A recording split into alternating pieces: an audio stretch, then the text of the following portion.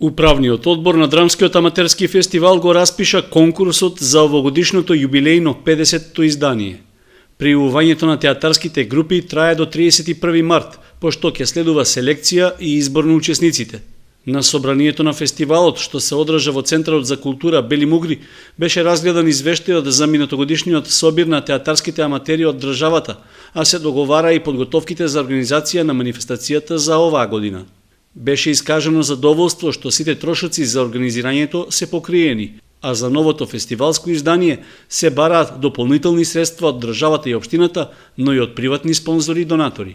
Мислам дека овој пат фестивалот ќе има едно така поголемо, еден пиедестал, малку поголем, малку по шарен, малку повесел, подостоинствен, иако и досега овој фестивал многу значи за нашиот театар, бидејќи он е првата колевка, првата лулка на театарската уметност, тоа е театарскиот аматеризам. Во рамки на овогодишниот Драмски аматерски фестивал, на собранието беше речено дека се планира изложба од архивите на фестивалот од 1961 година до денес, како и издавање книга со текстови, коментари и осврти за сите досегашни фестивалски изданија, во која ќе биде поместен и список на сите представи и учесници на фестивалите.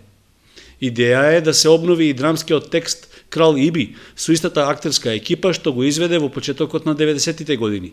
Се работи за прва кочанска представа што ја доби гран при наградата на фестивалот. Во Кочани веќе можеме да наброиме 20-тина млади луѓе кои се бават денеска професионално со театар, они се по разни градови во Македонија, ги има и во Скопје нормално, мои колеги, и ако успееме да ги собереме на едно место овде во Кочани, да заедно направат една театарска представа, тоа би било многу убаво.